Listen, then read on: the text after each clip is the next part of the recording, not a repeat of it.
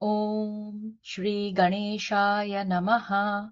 श्री सरस्वत्यै नमः। श्री वेदव्यासाय नमः।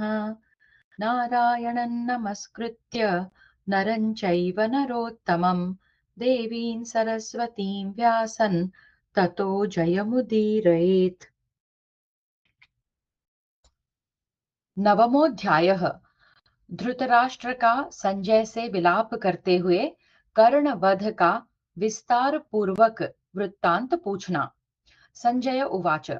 संजय ने कहा, महाराज, साधु पुरुष इस समय आपको धन संपत्ति, कुल मर्यादा, सुयश, तपस्या और शास्त्र ज्ञान में नहुष नंदन यजाति के समान मानते हैं। राजन, वेद शास्त्रों के ज्ञान में आप महर्षियों के तुल्य हैं। आपने अपने जीवन के संपूर्ण कर्तव्यों का पालन कर लिया है, अतः अपने मन को स्थिर कीजिए, उसे विषाद में न डुबाइए। धृतराष्ट्र उवाच। धृतराष्ट्र ने कहा, मैं तो दैव को ही प्रधान मानता हूँ। पुरुषार्थ व्यर्थ है, उसे धिक्कार है।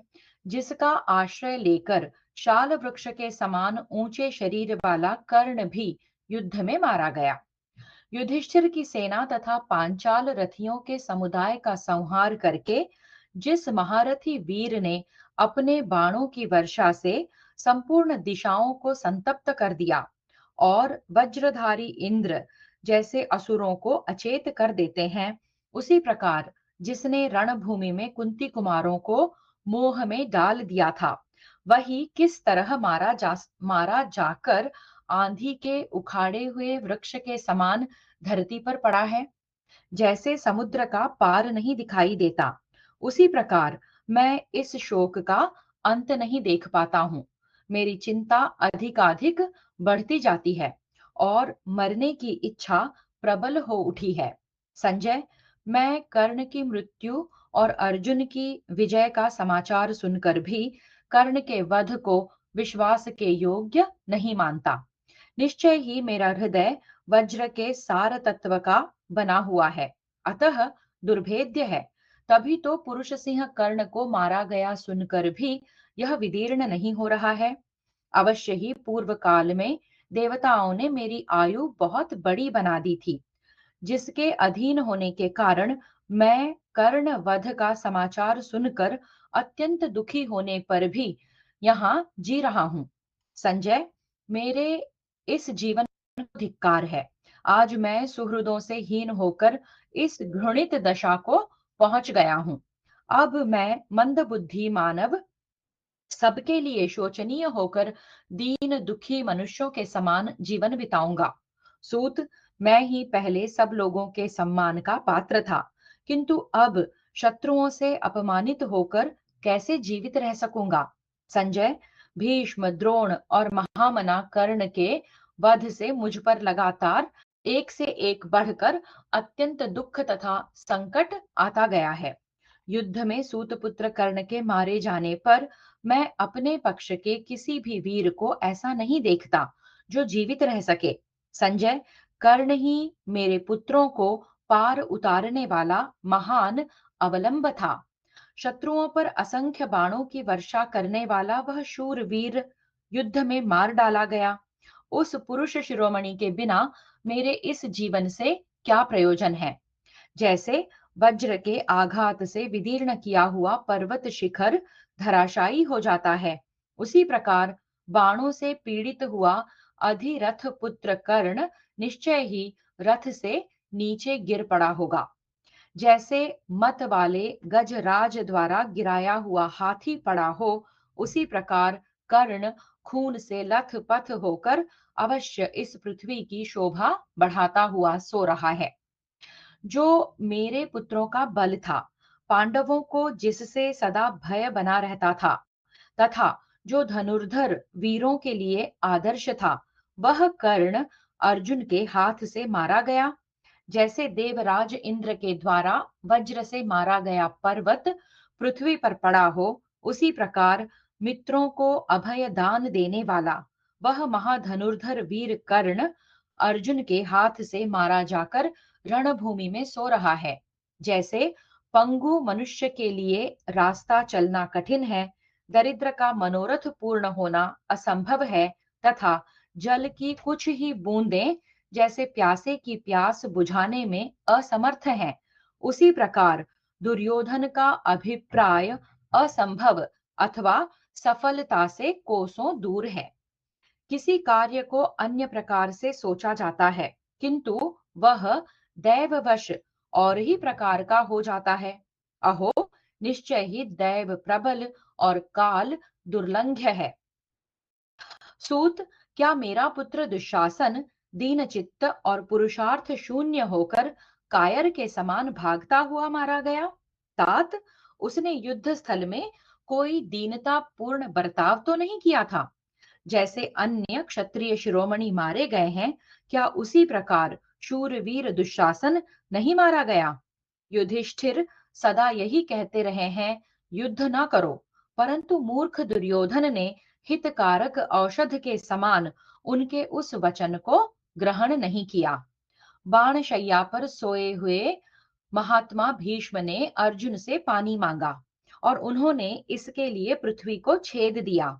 इस प्रकार पांडुपुत्र अर्जुन के द्वारा प्रकट की हुई उस जलधारा को देखकर महाबाहु भीष्म ने दुर्योधन से कहा, तात, पांडवों के साथ संधि कर लो, संधि से वैर की शांति हो जाएगी।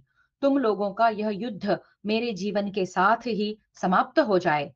तुम पांडवों के साथ भ्रातृभाव बनाए रखकर पृथ्वी का उपभोग करो।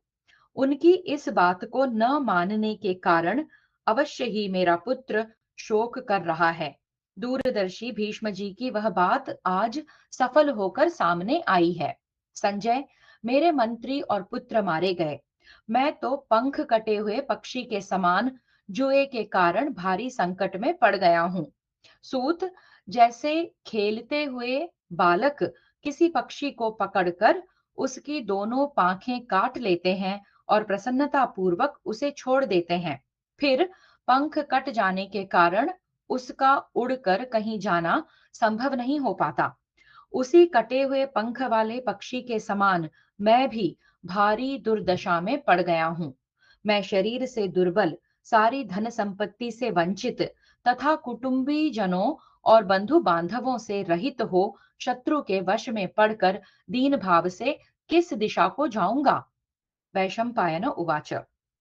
वैशंपायन जी कहते हैं, इस प्रकार विलाप करके अत्यंत दुखी और शोक से व्याकुल चित्त हो धृतराष्ट्र ने पुनः संजय से इस प्रकार कहा।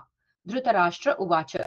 धृतराष्ट्र बोले, संजय, जिसने हमारे कार्य के लिए युद्ध स्थल में संपूर्ण काम्बोज निवासियों, अंबष्ठों, केकयों, गांधारों और विदेहों पर विजय पाई, इन सब को जीतकर जिसने दुर्योधन की वृद्धि के लिए समस्त भूमंडल को जीत लिया था, वही सामर्थ्यशाली कर्ण अपने बाहुबल से सुशोभित होने वाले शूरवीर पांडवों द्वारा समरांगण में परास्त हो गया है।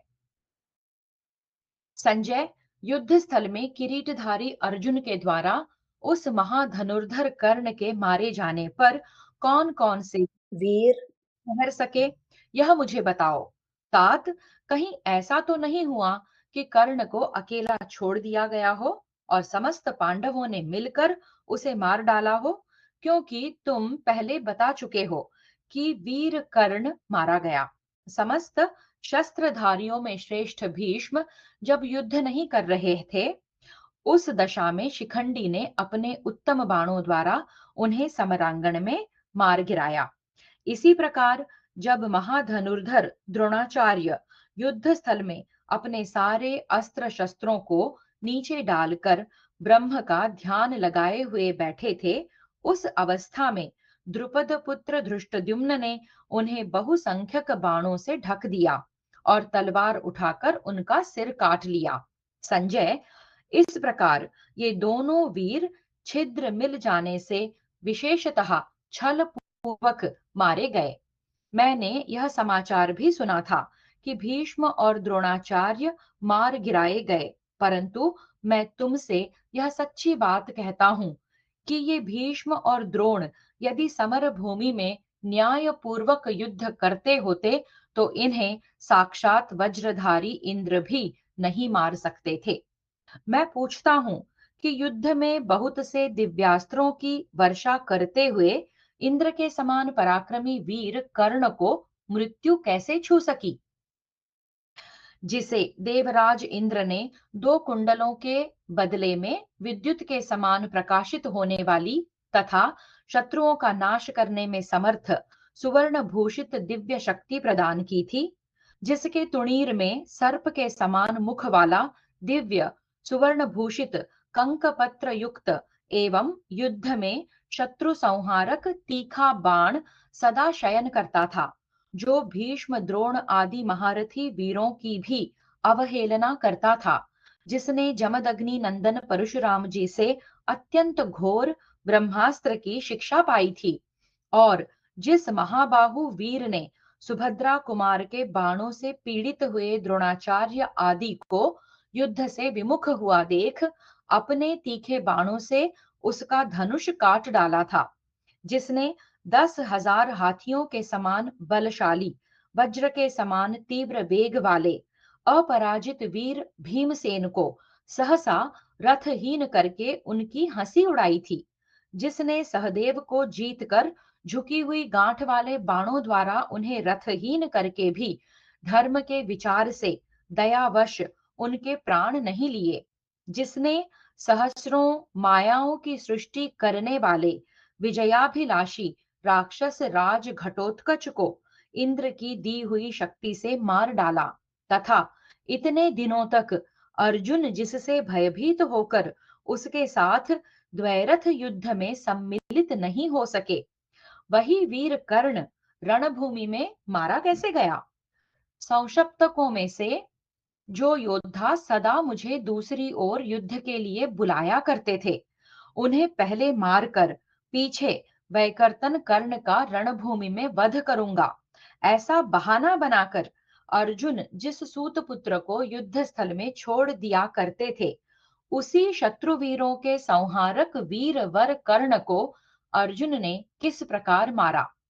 यदि उसका रथ नहीं टूट गया था, धनुष के टुकड़े टुकड़े नहीं हो गए थे और अस्त्र नहीं नष्ट हुए थे, तब शत्रुओं ने उसे किस प्रकार मार दिया।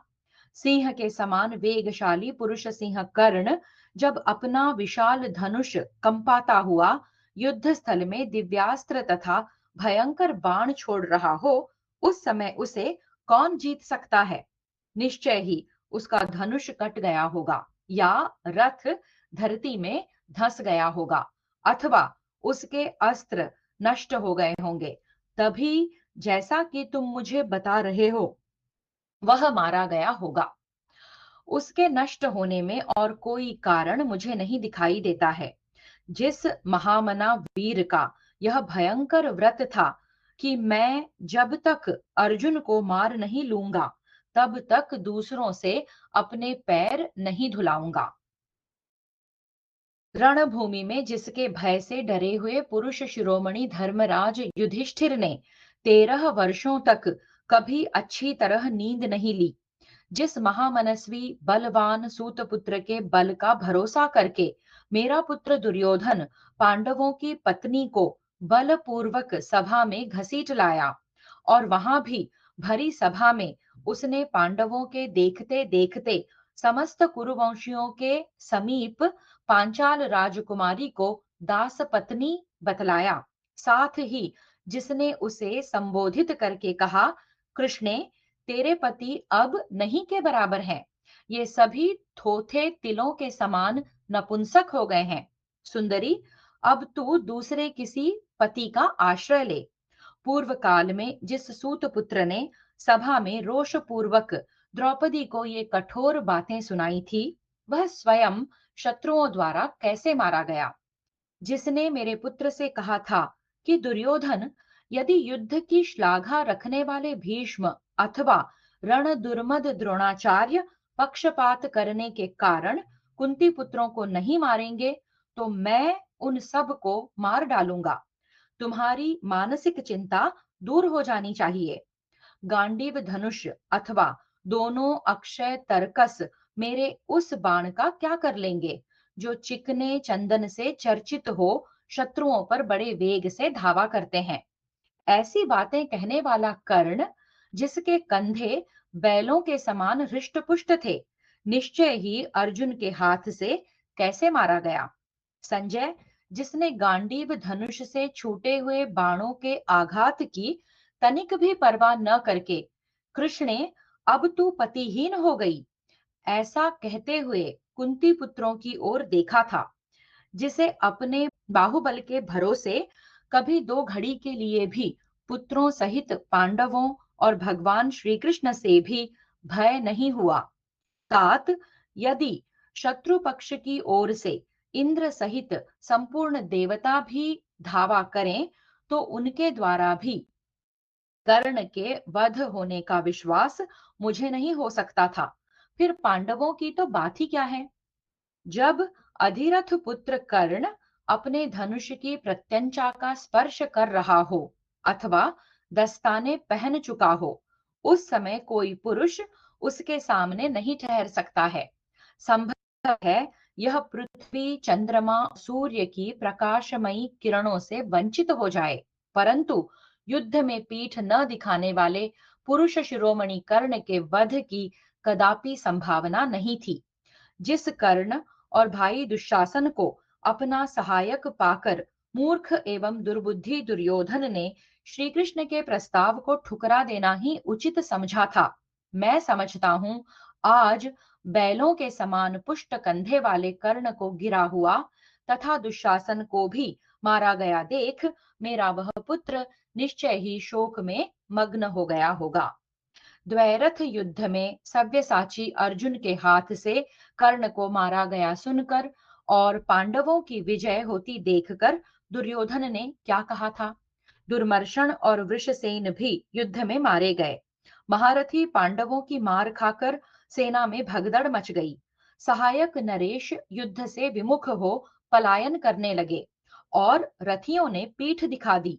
यह सब देखकर मेरा बेटा शोक कर रहा होगा, ऐसा मुझे मालूम हो रहा है। जो किसी की सीख नहीं मानता है, जिसे अपनी विद्वत्ता और बुद्धिमत्ता का अभिमान है, उस दुर्बुद्धि अजितेंद्रिय दुर्योधन ने अपने सेना को हतोत्साह देखकर क्या कहा। हितैषी सुहृदों के मना करने पर भी पांडवों के साथ स्वयं बड़ा भारी वैर ठानकर दुर्योधन ने जब संग्राम में उसके अधिकांश सैनिक मार डाले गए, तब क्या कहा। युद्ध स्थल में अपने भाई दुशासन को भीमसेन के द्वारा मारा गया देख, जबकि उसका रक्त पिया जा रहा था, दुर्योधन ने क्या कहा।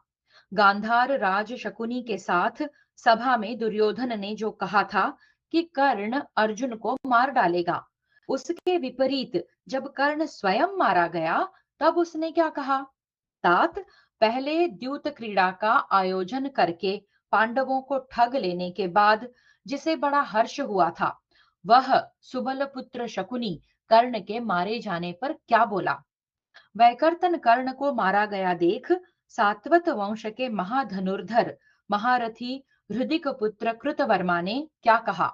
संजय, धनुर्वेद प्राप्त करने की इच्छा वाले ब्राह्मण, क्षत्रिय और वैश्य जिस बुद्धिमान द्रोण पुत्र के पास आकर शिक्षा ग्रहण करते हैं, जो सुंदर रूप से संपन्न युवक, दर्शनीय तथा महायशस्वी है, उस अश्वत्थामा ने कर्ण के मारे जाने पर क्या कहा।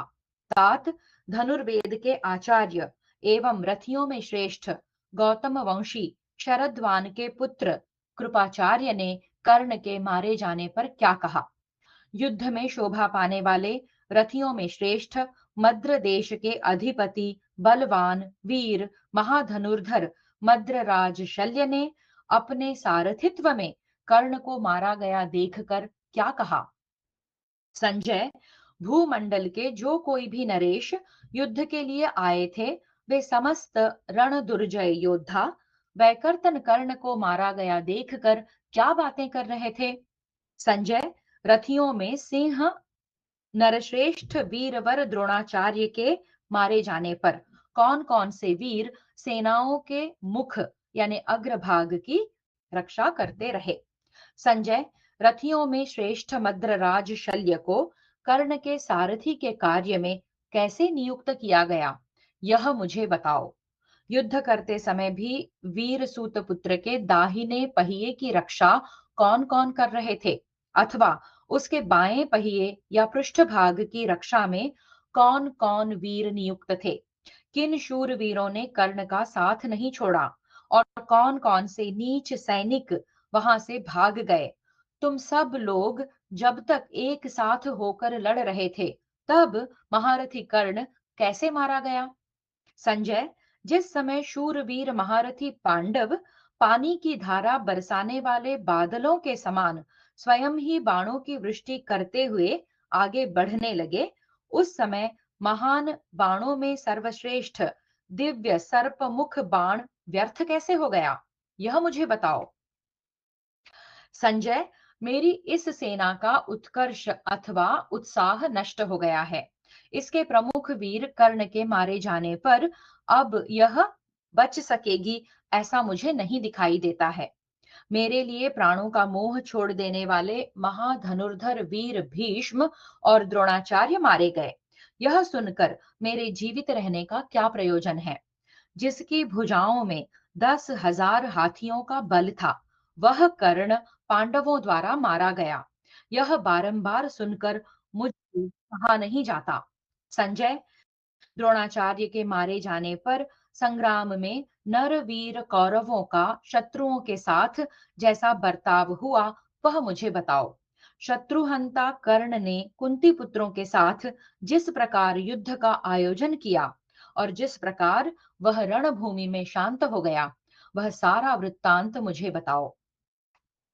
इस प्रकार श्री महाभारत कर्ण पर्व में धृतराष्ट्र का प्रश्न विषयक 9वां अध्याय पूरा हुआ।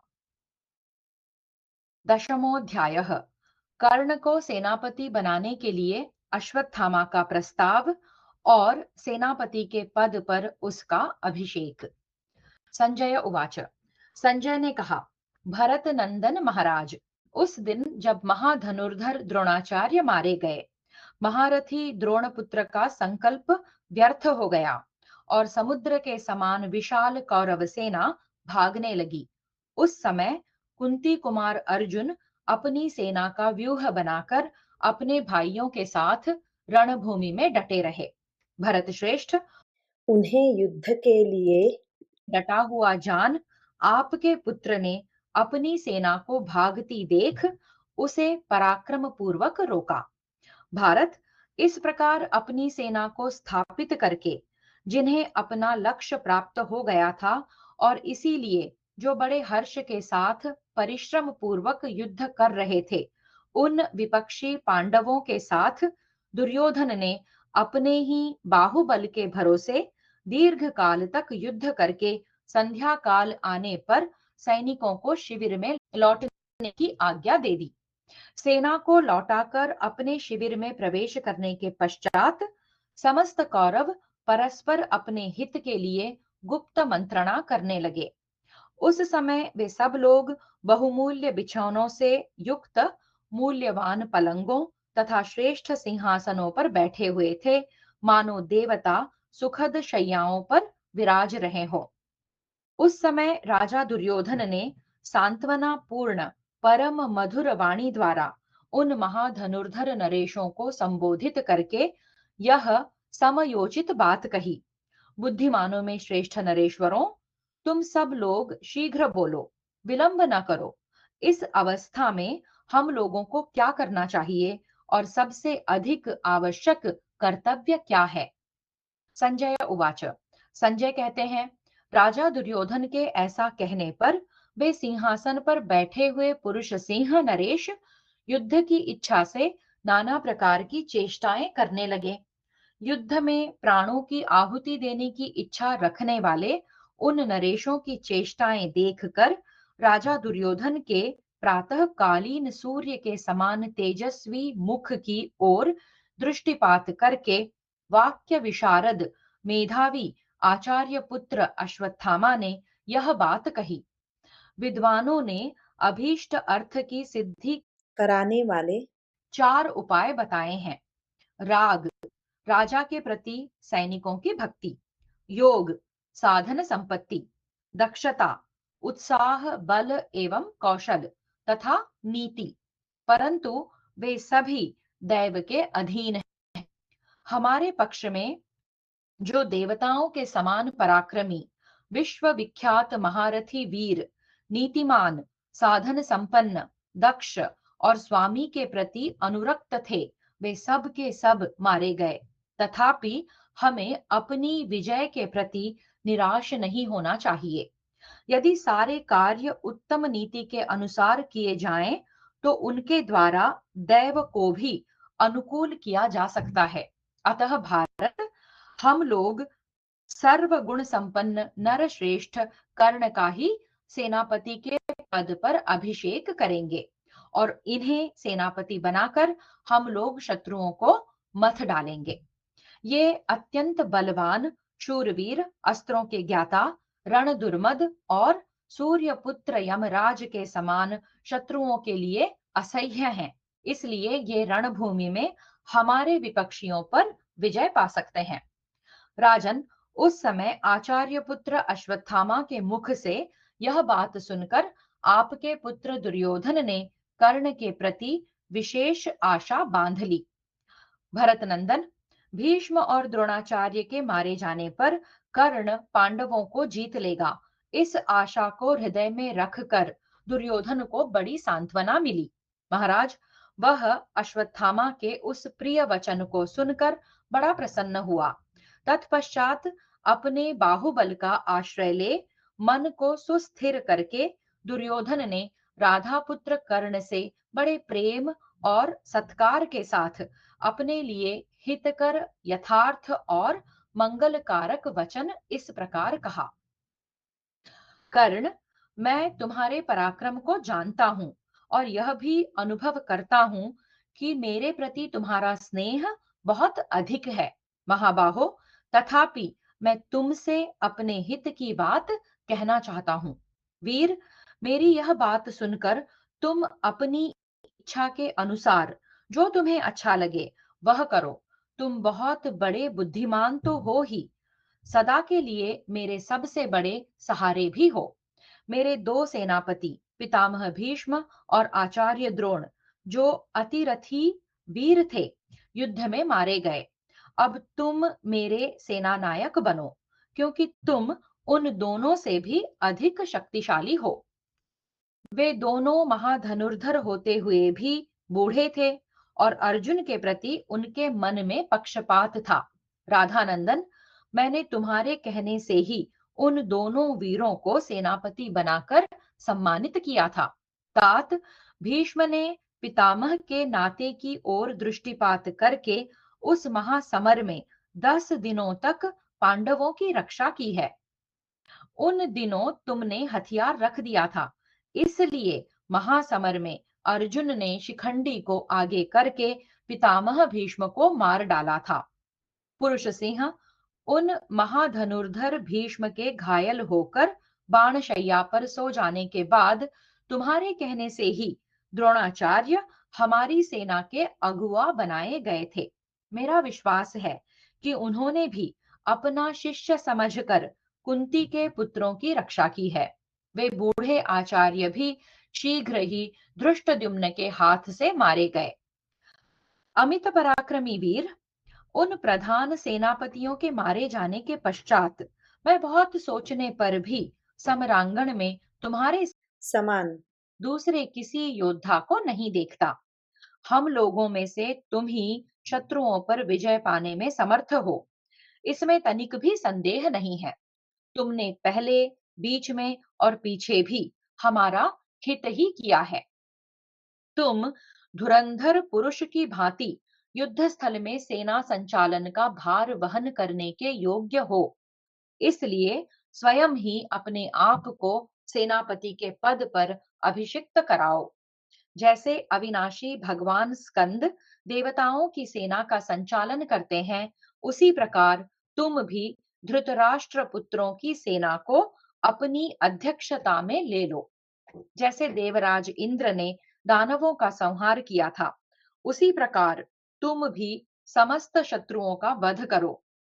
जैसे दानव भगवान विष्णु को देखते ही भाग जाते हैं, उसी प्रकार पांडव तथा पांचाल महारथी तुम्हें रणभूमि में सेनापति के रूप में उपस्थित देखकर भाग खड़े होंगे।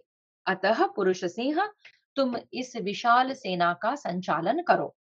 तुम्हारे सावधानी के साथ खड़े होते ही मूर्ख पांडव, पांचाल और संजय अपने मंत्रियों सहित भाग जाएंगे।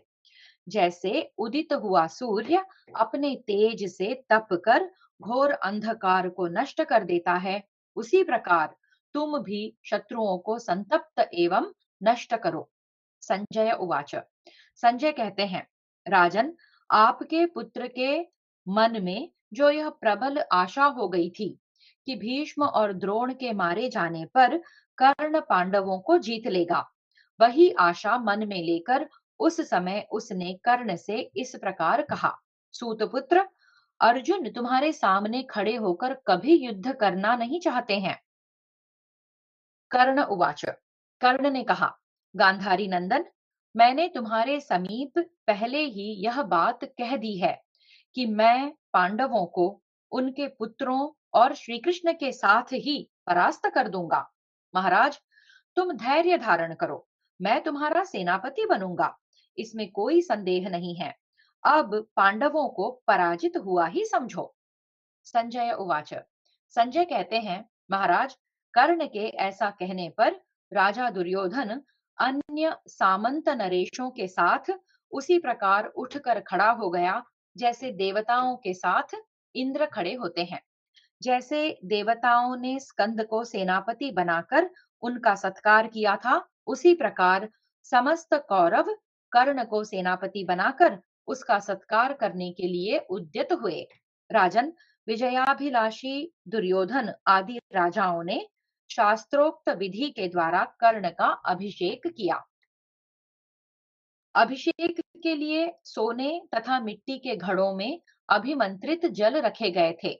हाथी के दांत तथा गेंडे और बैल के सींगों के बने हुए पात्रों में भी पृथक पृथक जल रखा गया था।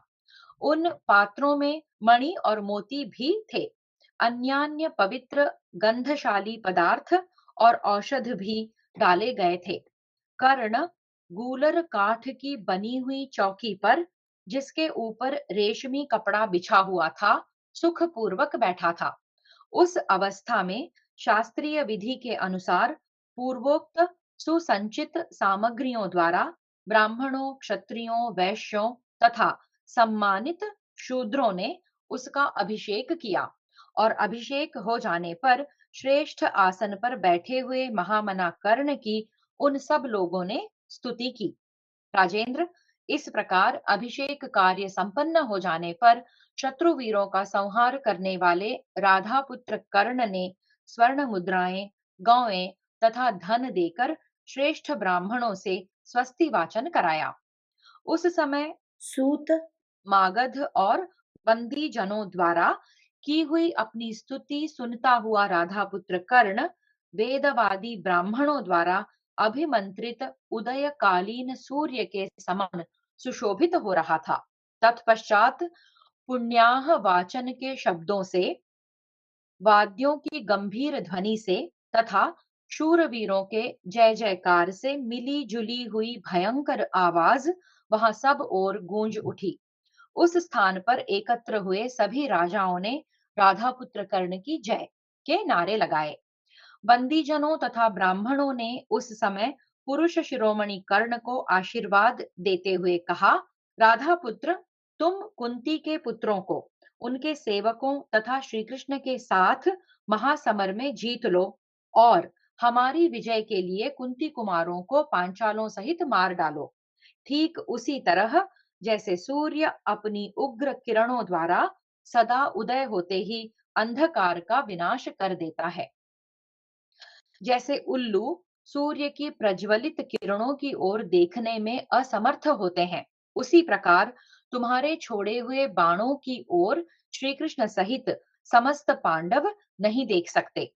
जैसे हाथ में वज्र लिए हुए इंद्र के सामने दानव नहीं खड़े हो सकते, उसी प्रकार समरांगण में तुम्हारे सामने पांचाल और पांडव नहीं ठहर सकते हैं। राजन, इस प्रकार अभिषेक संपन्न हो जाने पर अमित तेजस्वी राधा पुत्र कर्ण अपनी प्रभा तथा रूप से दूसरे सूर्य के समान अधिक प्रकाशमान होने लगा। काल से प्रेरित हुआ आपका पुत्र दुर्योधन राधा कुमार कर्ण को सेनापति के पद पर अभिषिक्त करके अपने आप को कृतकृत्य मानने लगा। राजन, शत्रु दमन कर्ण ने भी सेनापति का पद प्राप्त करके सूर्योदय के समय सेना को युद्ध के लिए तैयार होने की आज्ञा दे दी।